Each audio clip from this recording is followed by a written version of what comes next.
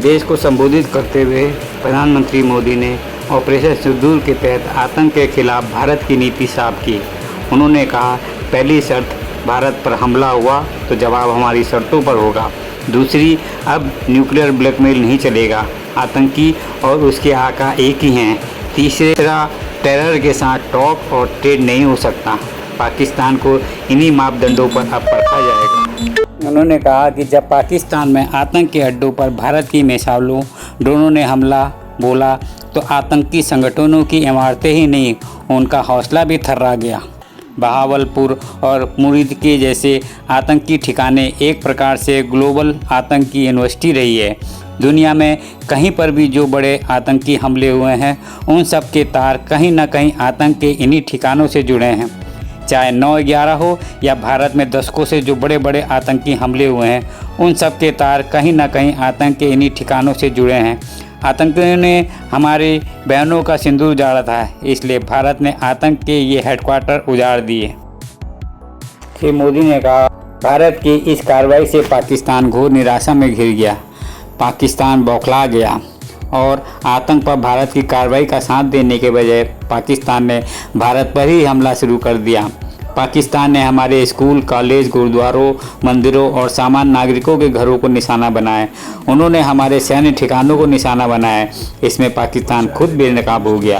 दुनिया ने देखा कि कैसे पाकिस्तान के ड्रोन और मिसाइलें भारत के सामने तिनके की तरह बिखर गई थी। भारत के सशक्त एयर डिफेंस सिस्टम ने उन्हें आसमान में ही नष्ट कर दिया।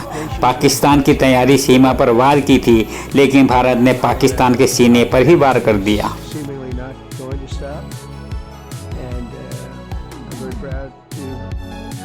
Let you know that the leadership of India and Pakistan was unwavering, powerful, but unwavering in both cases.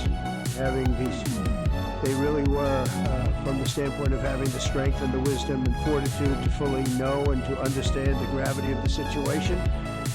And we helped a lot. And we helped also with trade. I said, come on, we're going to do a lot of trade with you guys. Let's stop it. Let's stop it.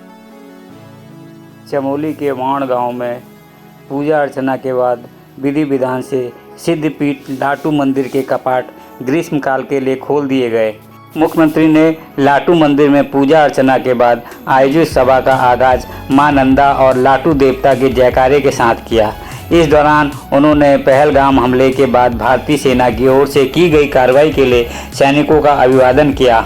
Uttarakhand में 4 धाम के साथ साथ तुंगनाथ, रुद्रनाथ, जागेश्वर आदि, कैलाश आदि, बद्री जैसे अनेकों महत्वपूर्ण धार्मिक स्थल हैं। इसके साथ ही राज्य के छोटे छोटे मंदिर राज्य की संस्कृति परंपराओं का संरक्षण करते हैं। मुख्यमंत्री ने लाटू धाम के ऐतिहासिक, सामाजिक और सांस्कृतिक महत्व की सराहना करते हुए कहा कि यह मंदिर हमारे हजारों वर्ष पुराने परंपरा का प्रतीक है।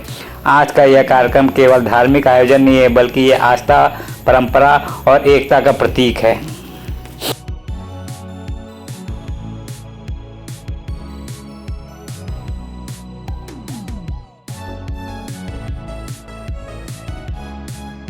सूचना एवं लोक संपर्क विभाग के महानिदेशक एवं MDDA के उपाध्यक्ष बंशीधर तिवारी ने कहा कि प्रत्येक नागरिक का कर्तव्य है कि वो अपनी जन्मभूमि के प्रति निष्ठावान रहते हुए उसके विकास में सक्रिय योगदान दे।